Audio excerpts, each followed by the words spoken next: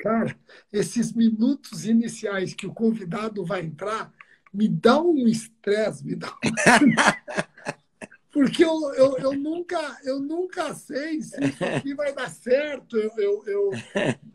Você sabe que antes mesmo de te apresentar tudo, eu faço questão de registrar a alegria que foi ver uma foto que você publicou nas suas redes sociais. Hoje eu, você e o nosso querido amigo Luiz Flávio Gomes. E o Luiz Flávio Gomes, ele tinha, espirituoso que era, ele falava o seguinte: Rogério, eu sou contra a pena de morte, salvo para os operadores de TI. Marlon, tudo bom? Como é que você está, cara? Tudo muito bem. Obrigado, Rogério.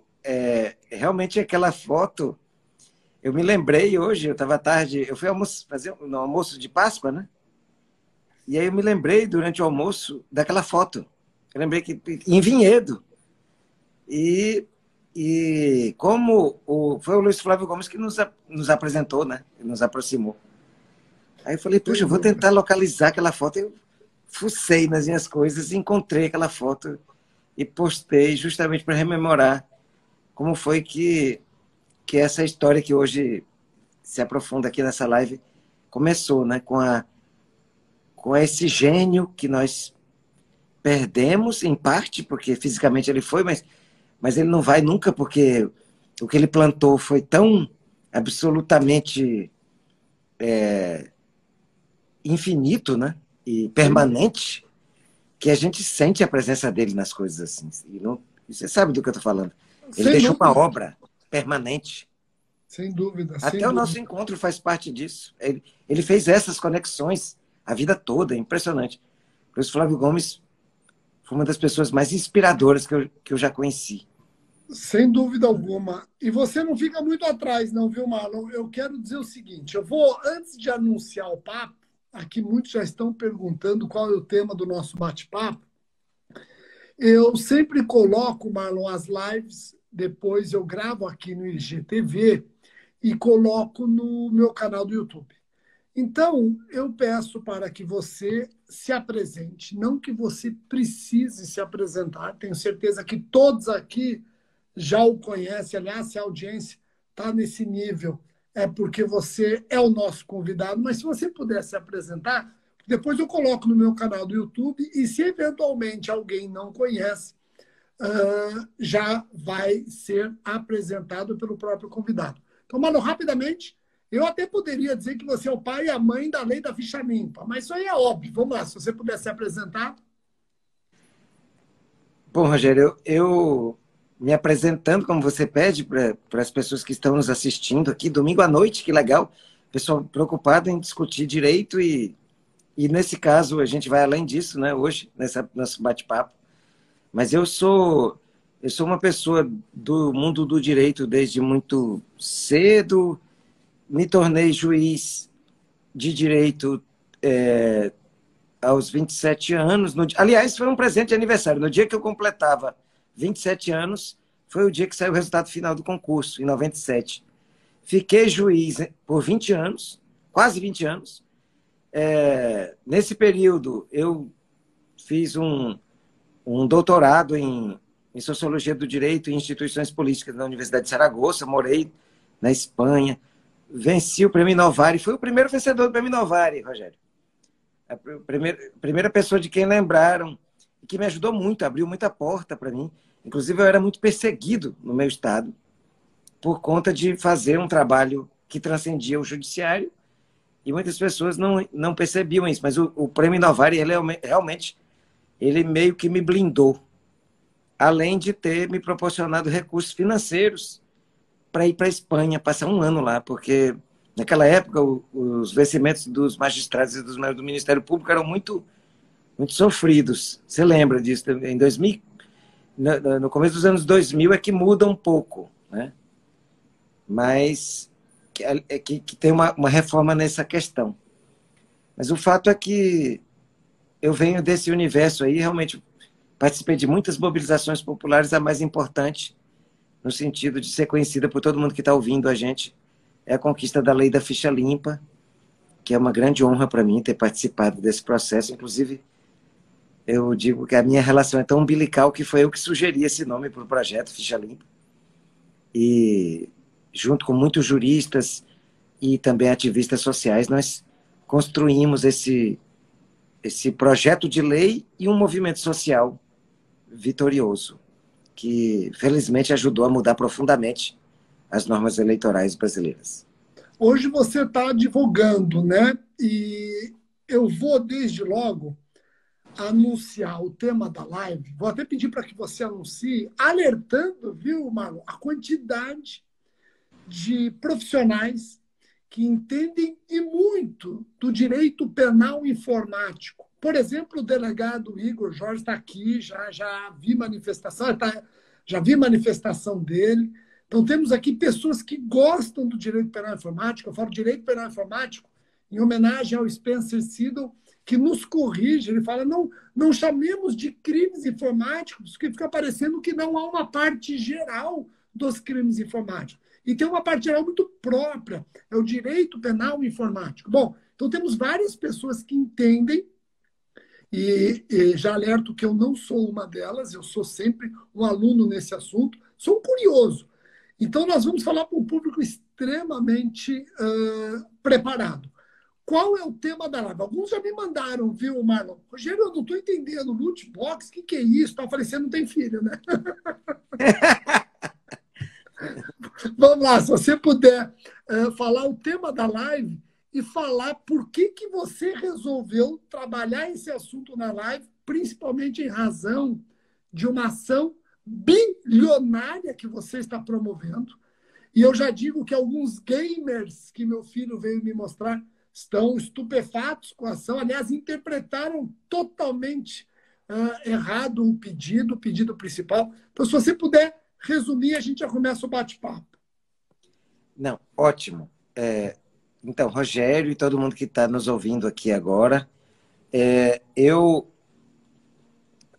nós estamos tratando aqui hoje do tema de loot box, que uma tradução direta do inglês é caixa de saque, mas que a gente pode chamar mais de caixa de sorteio ou caixa surpresas, porque envolve o uso de dinheiro para comprar a possibilidade de participar de sorteios de itens de forma aleatória, de forma randômica, nos games. Nós estamos falando de um universo do direito extremamente especializado e realmente é um grande desafio. Essa ação ela é uma das primeiras do mundo sobre esse assunto, embora nós já tenhamos vários países que estejam debatendo o tema, mas não necessariamente no âmbito do Poder Judiciário. O que é a questão? Quando o Rogério fala, porque você se pergunta o que é loot box, é porque você não tem filho. Eu me lembro que uma vez eu estava num Uber e toquei no assunto sobre jogos, games, e o motorista do Uber falou que ele tem 3 filhos, um de 17, um de 10 e uma menina de 3 anos de idade. E todos pedem dinheiro para ele para participar dos games. E aí eu perguntei como é que eles, para que eles precisam desse dinheiro? Aí ele falou, não, eu não sei, mas só que sem o dinheiro eles não conseguem jogar, então eles me pedem e tal, e eu vou dando ali R$10, 20, 30, R$50. E aí eu pedi para ele olhar, assim, preste atenção no que eles estão fazendo. E hoje o que acontece é o seguinte, para resumir a história, na década de 80, começa a surgir uma indústria fantástica, extremamente respeitável, baseada no discernimento, na criatividade de alguns gênios que criaram maneiras de gerar entretenimento com o uso da tecnologia. Uns jogos absolutamente primários foram virando cada vez mais importantes, até que, no começo dos anos 2000, essa indústria já era bilionária. Hoje, a indústria dos games ela arrecada anualmente 3 vezes mais do que a indústria do cinema. Só para ter uma ideia. Nós estamos falando de um universo que surgiu nos últimos 30 anos e que explodiu de uma maneira fantástica. E nós devemos respeitar isso. Só que nos últimos anos, essa mesma indústria que cresceu em cima do apego das crianças e adolescentes aos jogos eletrônicos, ela decidiu criar outra maneira de monetizar, que em muitos países tem sido considerada uma prática totalmente predatória. Na Bélgica já foi proibido. Na Holanda também. Na Alemanha, no Canadá, e em muitos países se estuda a regulamentação disso. Em alguns lugares não se aceita nem para adultos. Em outros, onde está se debatendo, no mínimo está se dizendo que não pode ser livre para quem tem menos de 18 anos. O que acontece é que as loot boxes são jogos de azar, como tal, definidos na nossa legislação. O que acontece é que se trata de uso de dinheiro para obter um benefício, um resultado que é inesperado. Não há um controle sobre o que vem. O jogo FIFA, para a gente usar como exemplo aqui, que é o jogo mais vendido do Brasil, da EA, da Electronic Arts,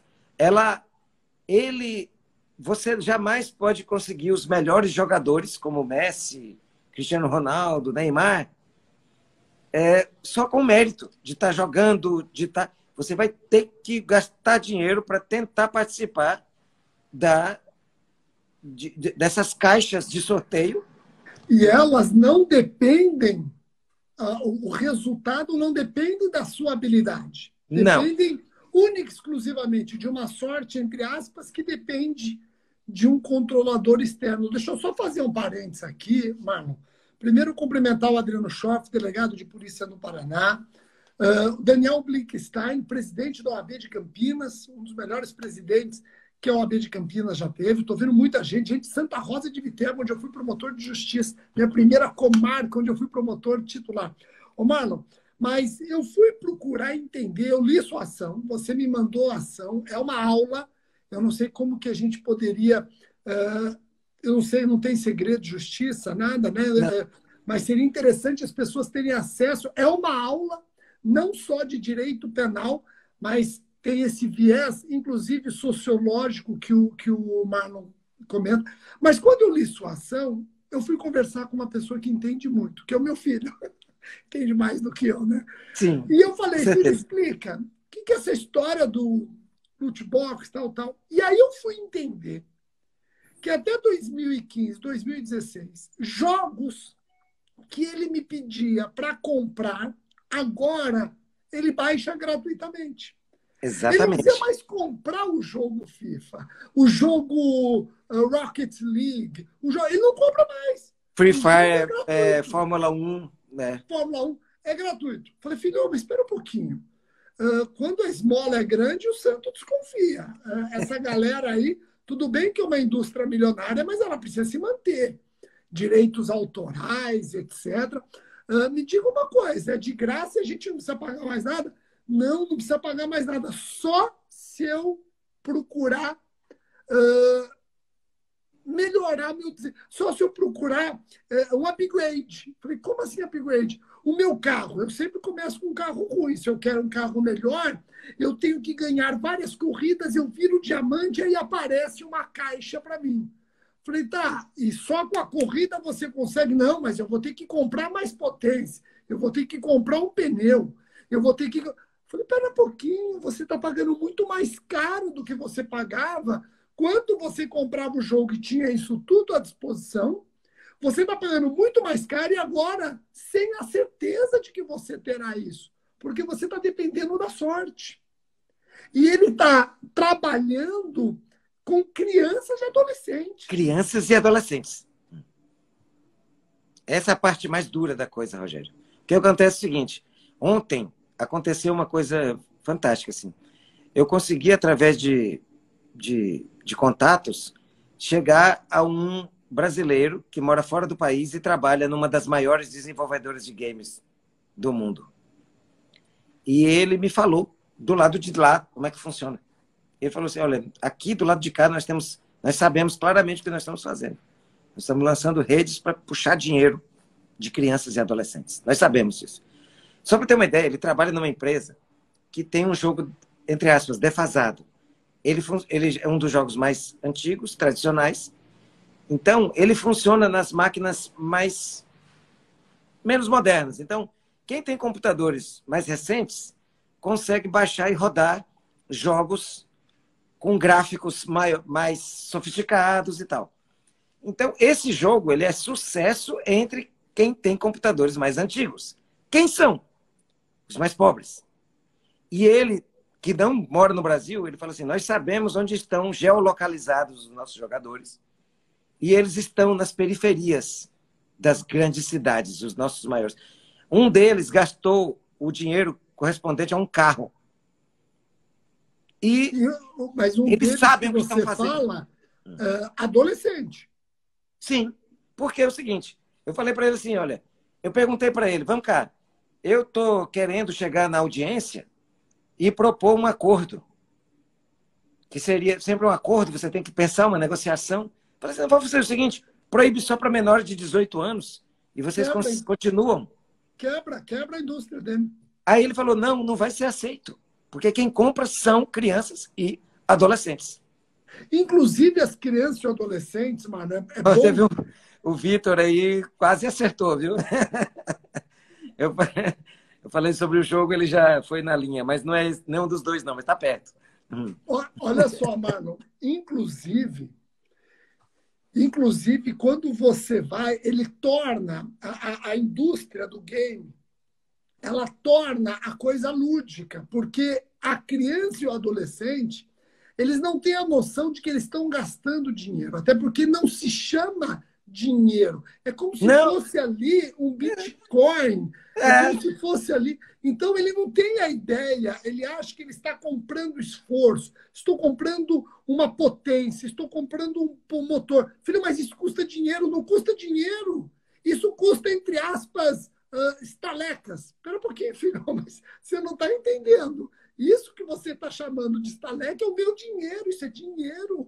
Sim, então, claro. ele se aproveita e ele faz a coisa de maneira lúdica, capta a atenção do menor, vicia o menor, e é um vício terrível, porque é uma luta insana, ele não vai... Teve uma pessoa que está assistindo aqui, ele resumiu bem, né? Pô, eu ganho, mas nunca saio da bola de prata. Pois é, você não vai conseguir. Certo, essa é a lógica.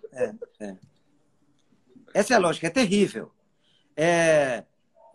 Quem percebeu isso no Brasil, eu tenho a honra de tê-lo como sócio no meu escritório. É um jovem advogado chamado Frederico Leda, que é gamer e que estava assim, extremamente incomodado. Os gamers, você falou que alguns gamers estão comentando contra essa ação.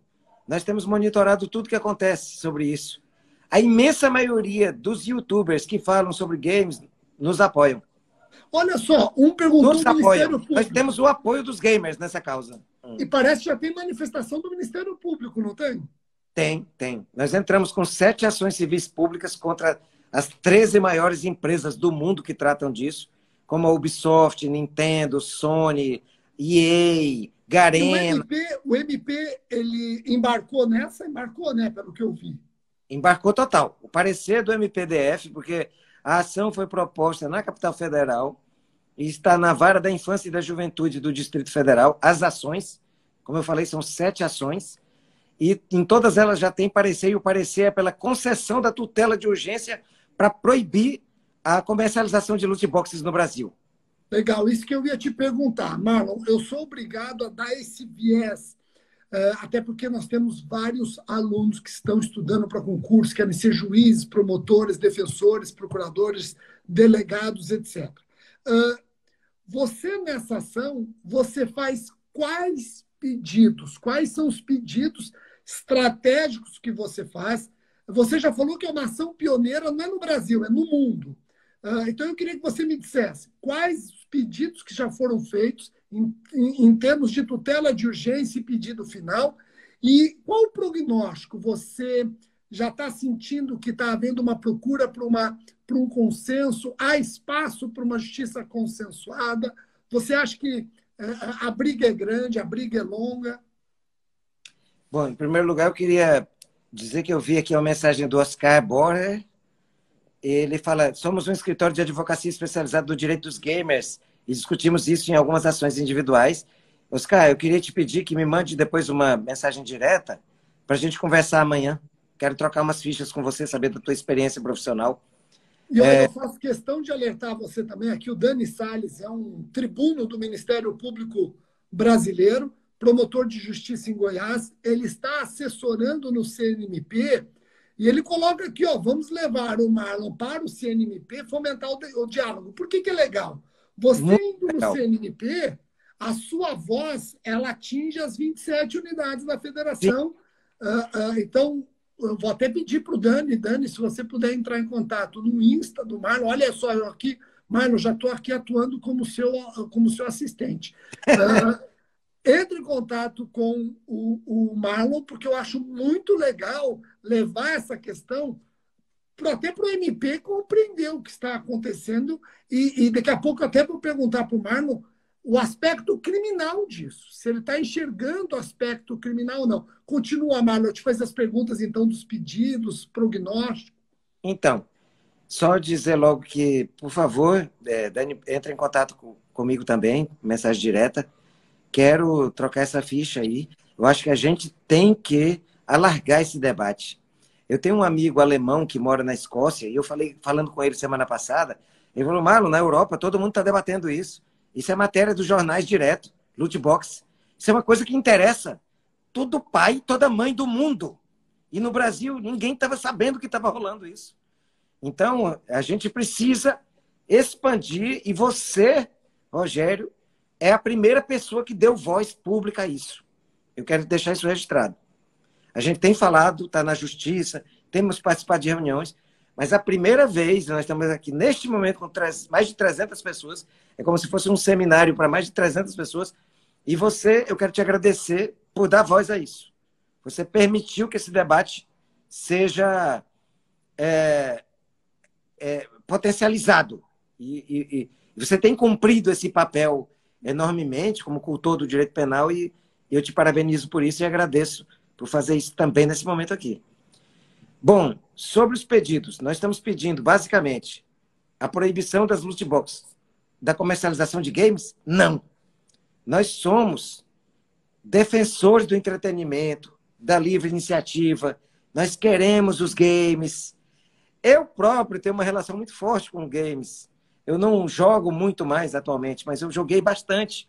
Nos primeiros momentos, eu participava, por exemplo, na época de Doom 2, os primeiros jogos de corrida de carro, eu gostava demais. Eu já era juiz com 27 anos e jogava, gostava de games. É uma coisa maravilhosa.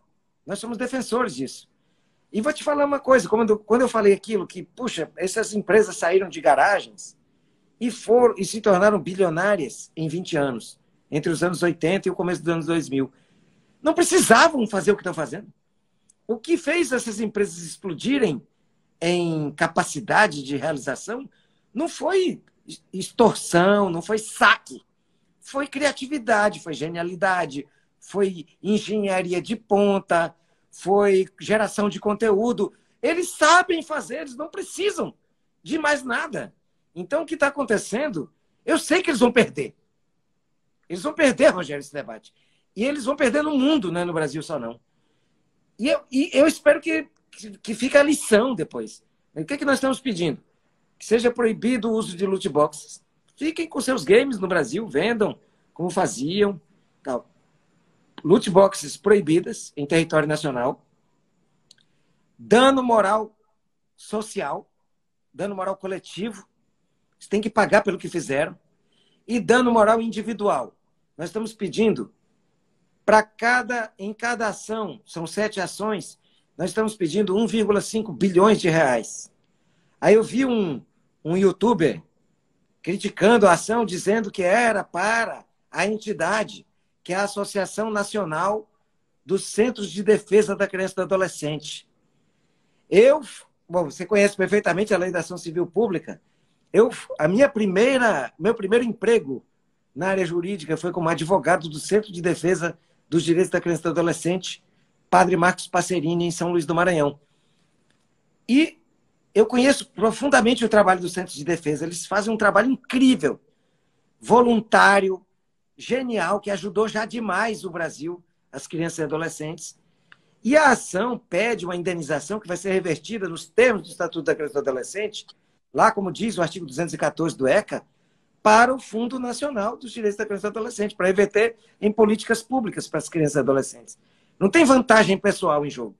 Não tem ninguém tratando disso. Segundo, estamos pedindo dano moral individual de R$ 1.000 por pessoa que foi submetida a esse tipo de prática ilícita.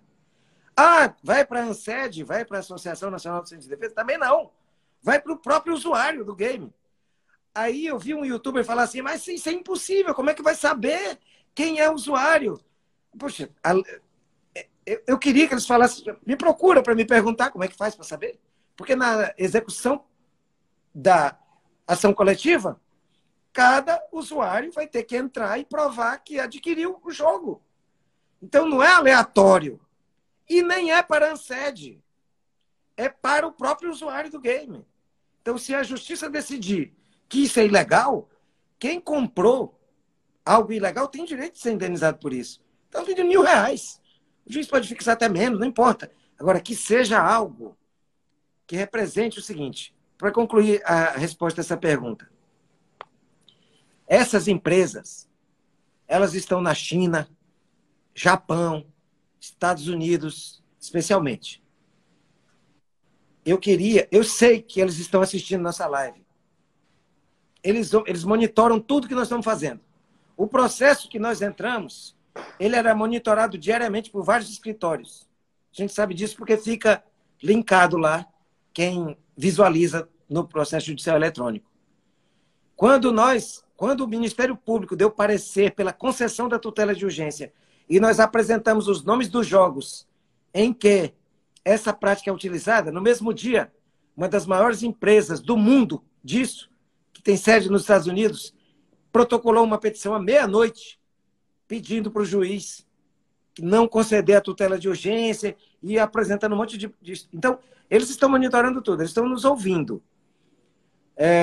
E eu falo o seguinte, nós não somos contra games, nós não somos contra a indústria dos games, nós achamos que precisamos conversar, é possível regular, se for o caso, se não for de pura proibição, mas pode ter uma regulamentação. Mas, fundamentalmente, o que eu queria dizer é que essas empresas que estão nesses países têm que saber que aqui no Brasil nós temos uma Constituição e nós temos lei no Brasil. Nós temos lei que trata de contravenção penal, descrevendo perfeitamente o que é, e nós temos o Estatuto da Criança e do Adolescente, que tem menção expressa no artigo 80 sobre a relação de crianças com jogos. E mesmo que esses jogos fossem ilícitos, ainda não seria permitido que as crianças participassem. Interessante, porque você menciona a Constituição, certamente o artigo 227, o princípio da proteção integral e absoluta da criança e adolescente. Você menciona o ECA, que repete esse princípio e destrincha vários outros princípios. E você menciona a lei das contravenções penais, que era onde eu queria chegar. E aí tem uma questão interessante. Será que o loot box pode ser encarado como jogo de azar? Esse tema é importantíssimo. Muito. Vai ser um debate, acho que é um debate interessante. E aí, se eventualmente configurar jogo de azar, nós estamos diante de uma infração penal que é de ação pública incondicionada. O Estado deve agir de ofício. Quando eu digo Estado, eu estou falando polícia, tem vários delegados, Ministério Público. Então, veja que o tema é amplo, ele tem viés de várias ordens, etc. Bom, você ficou de ver se poderia participar um colega teu aqui, não é, Marlon? Tem um amigo vereador lá em Curitiba. Eu não sei como é que a gente faz nesse novo sistema aqui. Como que ele chama? Deixa eu ver se eu consigo professor Euler, se o senhor estiver nos vendo, dá um aceno aí, por favor. Ele é um vereador que tem uma atividade muito importante, ligado à juventude, inclusive Professor Euler? Professor Euler. Será que eu vou convidá-lo aqui? Vamos ver se é ele. Está verificada a conta dele, não tá? O professor Euler, Bom, solicitei, vamos ver se ele consegue participar com a gente. Se não for ele, fala, Rogério, não é, aí eu tiro. O professor Euler. Deu certo, ó. Tudo bem? Como é que está, professor? Seja muito bem-vindo. Que legal tê-lo aqui como professor e nós discutindo questões envolvendo crianças e adolescentes, abusos, tendo como vítimas crianças e adolescentes. Então, o senhor já viu o nosso debate, o senhor já sabe qual é o tema, nós gostaríamos de saber a sua experiência e de que forma consegue nos agregar aqui em termos de informações, etc. E como vereador em Curitiba, no Paraná, como que o senhor pensa em termos de uma atuação política? Há alguma lei que pode ser trabalhada junto ao Congresso Nacional, porque eu imagino que a atribuição seja do Congresso Nacional, para fortalecer essa prevenção que a ação do Marlon busca concretizar? Bom, primeiramente, boa noite, doutor Rogério, doutor Marlon, as pessoas que nos assistem. Eu, antes de fazer uma pergunta e talvez responder o que o senhor perguntou, eu queria fazer um rápido comentário. Ontem eu estava conversando com o pessoal do meu gabinete, que trabalha comigo, e daí eu comentei que o doutor Marlon tinha me convidado para fazer uma participaçãozinha especial na live, né? Falei, vai ser uma live com o doutor Marlon e o doutor Rogério Sanches, mas eu não sei se eu vou poder participar, porque talvez eu estivesse em viagem. E aí uma assessora falou assim, não, você vai participar sim. Eu falei, vai participar. Eu falei, eu estudo pelos livros do doutor Rogério. Ela falou assim, ele é o doutrinador, então você vai participar sim. O vereador está muito bem assessorado. Mas eu fiquei orgulhoso, né? Fiquei orgulhoso de estar em presenças tão ilustres, então, na live. Poxa, muito obrigado. Como é que ela chama? Flávia. Flávia, um abraço, muito obrigado. E, bom, na verdade eu posso tentar responder, mas eu tenho uma dúvida, que é a seguinte. Vocês acreditam que a questão da proibição, vamos dizer assim, dos loot boxes, seja mais uma questão de interpretação jurídica de leis que já existem, como o ECA, como a Constituição, como a lei a lei das contravenções penais, ou acreditam que seja o ideal a gente ter legislação específica a respeito do tema? Então, o que já existe hoje de legislação é suficiente para uma interpretação jurídica e a proibição? Ou o ideal seria uma legislação específica sobre o tema? E eu comentei com o Dr. Marlon que, quem sabe, no futuro, um dia eu tenha a pretensão, né, de alçar um cargo maior e, quem sabe, aí ser um deputado federal. Então, já seria uma ideia aqui para ser trabalhada na minha cabeça como uma proposta. Olha só, vereador, não vou deixar o Marlon responder, mas eu vou só aqui, e eu disse no começo da live que eu sou mais um curioso, mas quando pergunta se precisa de uma legislação especial, eu devolvo com uma outra pergunta. Será que a nossa legislação mencionada até agora, vamos lá, nós mencionamos a Lei das Contravenções Penais, que na verdade é um decreto-lei 3688 de 1941. Nós mencionamos a Lei das Contravenções Penais, que é de 1941. Nós mencionamos a Constituição Federal, que é de 88.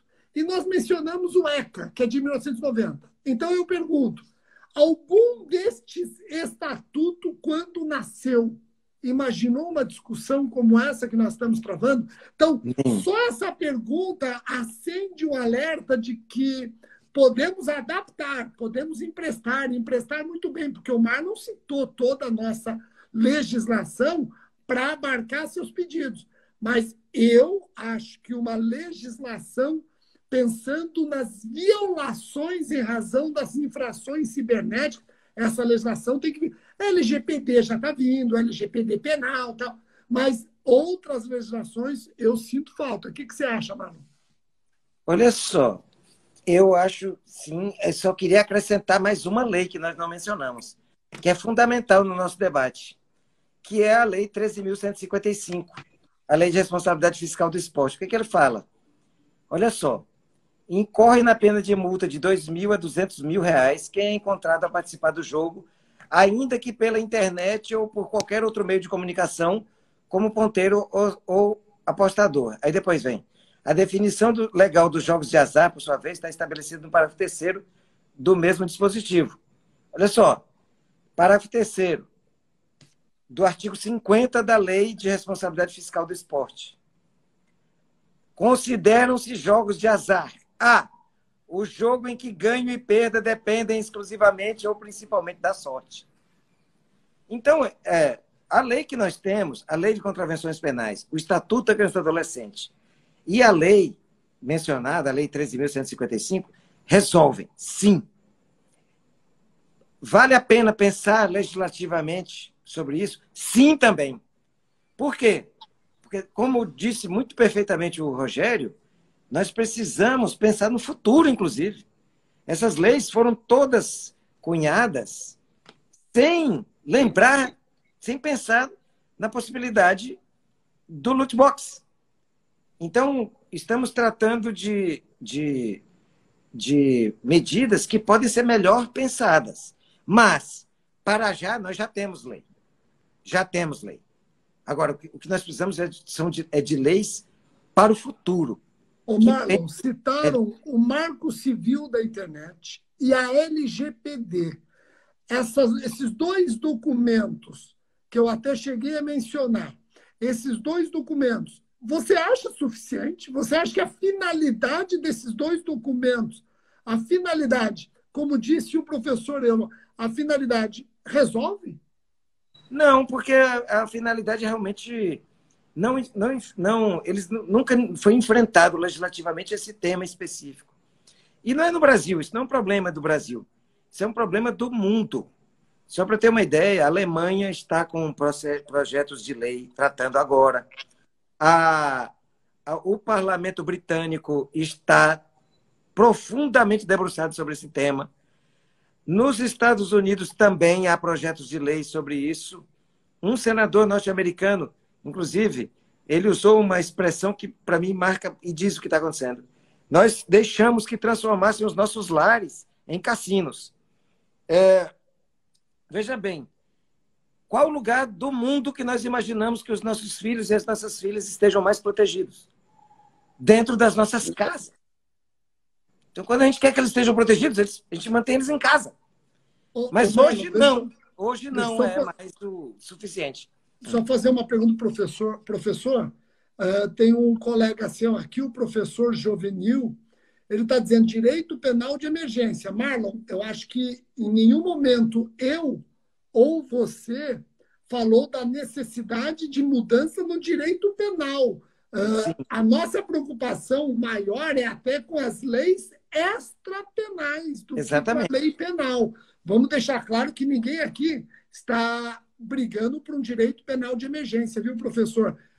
Quando chegar lá a Brasília, ninguém aqui está querendo um parlamento trabalhando com direito penal de emergência, mas leis que sejam eficientes, e leis eficientes não necessariamente são penais. Aliás, as mais eficientes não são penais. O direito penal, quando intervém, o problema já aconteceu. E nós queremos direito penal tem que ser sempre o último recurso. Perfeito. Não, inclusive, eu queria dizer o seguinte, eu nunca me envolveria com isso para defender doutrina da lei e da ordem, penalizações, criminalizações, exacerbações de penas. Tanto que a medida que nós adotamos foram ações civis públicas. Nós não estamos querendo, nós estamos querendo proibir o assunto, que ele não aconteça, que o loot box não exista, como a Bélgica já fez, como a Holanda já fez, tirar isso, né? Aqui a Renata fala aqui, Renata Rebouças, o Estatuto da Criança e do Adolescente é muito bom. É muito bom. Nós estamos querendo a aplicação do Estatuto da Criança e do Adolescente. São normas que já estão colocadas. Entramos com ações civis públicas. Não estamos defendendo nenhuma exacerbação e nem o direito penal de emergência e nem o direito penal do inimigo e nada disso. É simplesmente impedir. A lei da ficha limpa, por exemplo. Muitas pessoas falavam assim, para a gente combater corrupção política, vamos criar mais crimes e tal. Isso, ninguém me convide, eu não vou. Agora, a lei da ficha limpa era para estabelecer critério para candidatura. E aí, eu tenho certeza que isso é muito mais eficiente do que ficar, como você mesmo disse, a função do direito penal ela é retroativa, né? Ela pensa no passado, enquanto que a política e o direito, ela, no sentido extrapenal, precisam pensar no futuro. É muito legal. Professor, vamos lá. O senhor aí, como vereador em Curitiba, pensa alguma coisa em termos de política local para esse tipo de problema? O Estatuto da Criança e Adolescente, gente, é maravilhoso. Mais uma pessoa escreveu aqui, viu, professor Euler? Ele é excepcional. O nosso Estatuto da Criança e Adolescente, quando você lê, parece que você está lendo a cartilha do Criança Esperança. O problema é que ele não está sendo aplicado no dia a dia. Tem cidades até hoje que não têm abrigo para menores em situação de risco. Então, o estatuto é ótimo. Agora, eu quero ver o estatuto sendo observado no dia a dia. Então, eu acredito, né, mas eu não sou um especialista, um operador de direito, mas eu acredito que a competência para legislar sobre esse tema seja federal.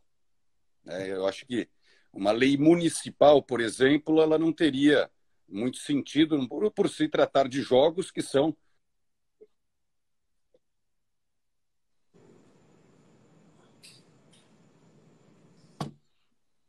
Está travando, Marlon? Tá travando o vídeo do professor Euler. Oi, tinha Opa, caído aqui voltou. meu... Voltou, tinha caído. Não, mas quando eu falo em política, eu falo até, por exemplo, como que o município pode trabalhar na conscientização Perfeito. do Era seu... isso que eu ia comentar. Eu acho que é um tema muito novo, né, e que os jovens têm muito mais entendimento desse tema do que a gente. Só que eles têm o entendimento de que aquilo é uma diversão e nunca pararam para pensar que eles estão submetidos a um jogo de azar, né, e muitas vezes ficando viciados. Eu tenho um filho de 17 anos, ele fica até 4, 5 da manhã, às vezes jogando, né, e sempre comprando as tais skins, os cards que vem ali, né? As microtransações. A tal da skin, para mim, é genial aquilo. Porque você compra algo que não serve para nada. E eles ficam com vontade de comprar. E não tem a certeza se vem uma skin mais bonita ou menos bonita. Então é isso. Eles estão sujeitos à sorte de conseguirem realmente o elemento que eles gostariam de ter em troca monetária. Então eu acho que uma grande campanha de conscientização, falar sobre o tema, eu acho que isso é importante, a gente pode começar. Né? Me proponho aqui em Curitiba a começar a levantar essa questão. Poxa, muito legal, muito legal. Marlon, acho que isso já é um ganho, né? Porque quando você traz a comunidade política, que tem voz local, tem voz regional e tem voz nacional, quando você traz isso, eu acho que, bom, isso se deve a essa sua ação, essa sua conscientização que você busca através da sua ação. Quero parabenizá-lo e vou passar para os dois, porque eu tenho que observar o tempo para poder gravar, deixar no IGTV e colocar no meu canal do YouTube. Eu vou passar para os dois na ordem, professor Euler e Marlon. Vou passar para os dois para as considerações finais. Acho que o professor Euler novamente está aqui uma rodinha, talvez esteja com uma instabilidade. Então, eu vou passar primeiro para o Marlon para as suas considerações finais, Marlon. Então, eu queria deixar muito claro que essa ação, primeiro, nós tivemos um feedback gigantesco, positivo do mundo dos gamers. Os gamers não querem loot boxes. O que há de divergência, que a gente viu de poucos gamers, especialmente influenciadores no YouTube, foi que eles achavam que não deveria ser discutido judicialmente. Mas todo mundo concorda que loot box é um atraso para o mundo dos games. Todo mundo. Alguns são contra a ação judicial. E os que são contra a ação judicial revelaram coisas que eles não conhecem, como, por exemplo, achar que a Associação Nacional dos Centros de Defesa quer ganhar o dinheiro. Quer dizer, não existe isso. Então, nós estamos fazendo um trabalho muito bem feito. Rogério, nós estudamos durante um ano esse assunto. É ação judicial mais complexa que eu já testemunhei. Não só eu fui juiz 20 anos, advogado agora desde 2016, advoguei um pouco também antes de ser juiz. Eu nunca vi, pessoalmente, uma ação juridicamente tão complexa. Mas, ao mesmo tempo, você fez uma pergunta mais atrás, que teve um detalhe que eu escapei, que é o seguinte: o que eu acho que vai ser o resultado disso? Eu não tenho dúvida de que, se a lei brasileira for aplicada, nós vamos nos somar à Bélgica e à Holanda e vamos nos tornar um dos primeiros países do mundo onde isso é proibido. Porque eu não tenho dúvida de que no resto do mundo vai ser. Na Holanda, estão regulamentando para proibir para abaixo de 18 anos. Só que proibir para quem tem menos de 18 anos é proibir o loot box, porque os gamers são quase todos crianças e adolescentes. Dá um resultado prático mais ou menos o mesmo. Então... Ô, Marlon, deixa eu até te fazer uma pergunta. Quem está nos assistindo, eu insisto que vale a pena ler a inicial. A inicial é uma lição. É uma lição não apenas do que é o loot box, mas também você faz uma análise não é do direito comparado, você faz uma análise das consequências que já estão sendo adotadas em outros locais. E quem quer ter acesso a isso, como é que faz? Como é que tem acesso a essa ação? Me manda uma mensagem no direct aí, que eu mando a inicial. E mando eu vou também... te falar o seguinte, será que eu tenho como publicar essa ação no meu site jurídico? Claro, você está totalmente autorizado a fazer isso. Então, totalmente público. Vocês vão ter duas maneiras de acessar, tanto entrando em contato com o Marlon, que se sou eu prefiro essa maneira. A outra é entrar no meu site rsconline.com.br, rsconline.com.br, tem lá blog, clica no blog, já vai para o meu site jurídico. Eu quero ver se amanhã ou no máximo terça-feira eu já disponibilizo a ação. Porque, Marlon, eu li duas vezes. Primeiro, para entender direitinho o loot box, que não é fácil. Não. E depois, para absorver mesmo ali. E quantas laudas tem a inicial mesmo? Mais de 100 laudas. Eu não acredito... Eu vou pôr no meu Telegram também aqui. Alguns pediram, eu vou disponibilizar no meu Telegram. Bem lembrado. Eu vou compartilhar no meu Telegram. Telegram para o pessoal. Eu queria falar o seguinte também. Você lembrou bem aí. Eu não acredito em petições longas. Acho que você tem que ser direto. Mas, nesse caso, nós não gastamos uma vírgula a mais. Sim. É porque é muito complexo mesmo. A gente teve que trazer muita coisa. E, realmente, a petição mais longa que meu escritório já redigiu. Mas realmente, a gente não conseguiu diminuir. É uma peça longa porque puxa muitos elementos. E, inclusive, da psicologia. Porque existem muitos